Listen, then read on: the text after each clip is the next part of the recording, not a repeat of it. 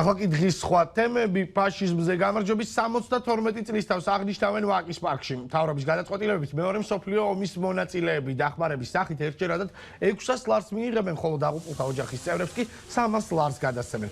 ვაკის პარკში მივიდნენ პუტინის საყვარელი ბაიკერების ღამის გლების ორი წევრი. ისინი ამბობენ, რომ საქართველოს საზღვარი აპრილში გადმოკვეთეს და პრობლემები არ ქონიათ.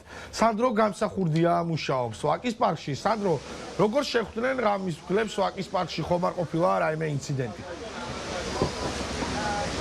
ლევან, თავდაპირველად გეტყვით, რომ წვიმიანი ამინდის და მიუხედავად დილიდან ვაკის პარკში უცნობი ჯარისკაცის მემორიალთან მოდიან მეორე მსოფლიო ომის მონაწილეები, მათი ოჯახის წევრები და რიგითი მოქალაქეები. ისინი პატივს მიაგებენ სამამულო ომში დაღუპულთა ხსოვნას. საერთო ჯამში მეორე მსოფლიო ომის საქართველოდან მონაწილეობდა 500,000-ზე მეტი ჯარისკაცი, სამშობლოში კი 200,000 მათგანი არ დაბრუნებულა. ეს არის ჩვენთვის არის დაბადების დღე და ყველაფერი. იმიტომ რომ აქ ჩვენ ვიკრიბებით, რას დავრჩით, ნელ-ნელა გვაგდება და მაინც ვის დავრჩით ვიკრიბებით და ერთმანეთს ხედავთ ვეფერებით და ცრებლებს სიხარულს ცრბლებს ვღვრით. ყველაზე დიდი წვლილი ქართველ ხალხს, ქართველებს მიუძღვის ამ მსოფლიო ფაშიზმის დამარცხებაში. ყველაზე დიდი რაოდენობით ჩვენი ჯარისკაცები და ჩვენი ქართველები მონაწილეობდნენ და 7,000-დან ნახევარი იქ დარჩა. ვაკის პარკში დილიდან მოდიან სხვადასხვა პოლიტიკური პარტიების წარმომადგენლები, ასევე მთავრობის წევრები. ადგილზე იმყოფებოდა თავდაცვის მინისტრი ლევან იზორია, ასევე ერთიანი ნაციონალური მოძრაობიდანაც იყვნენ უცნობი ჯარისკაცის მემორიალთან. ისინი იხსენებდნენ მეორე მსოფლიო ომში მონაწილე ჯარისკაცების ღვაწლს.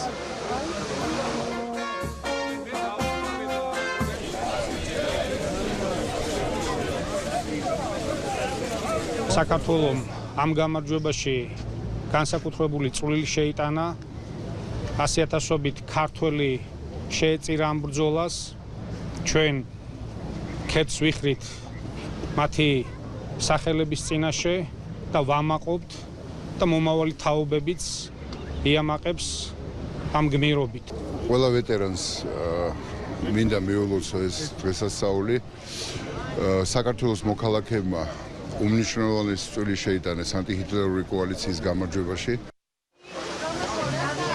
რამდენიმე წუთის წინ ვაკის პარკში იმყოფებოდნენ პუტინის საყვარელი ბაიკერული დაჯგუფების ღამის მგლების წევრები. ისინი აქ გეორგიევსკის ბაფთების გარეშე გამოჩნდნენ. როგორც ჟურნალისტებთან საუბარში მათ განაცხადეს, მათ საზღვარი საქართველოში ლარსის გამშვები პუნქტიდან აპრილში გადმოკვეთეს. დღეს კი აქ მეორე მსოფლიო ომში მონაწილე ჯარისკაცების პატივსაცემად მოვიდნენ.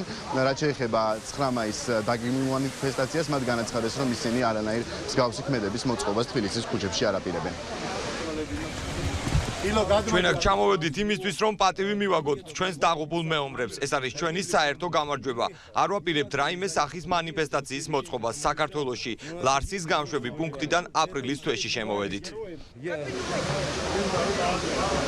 ფაშიზმზე გამარჯვების დღესთან დაკავშირებით ვაკის პარკში დაგეგმილი არის სხვადასხვა საზეიმო ღონისძიებები. 9 მაისს ფაშიზმზე გამარჯვების დღეს აღნიშნავენ საბჭოთა კავშირის ყოფილი წევრები და ასევე სხვადასხვა რესპუბლიკები.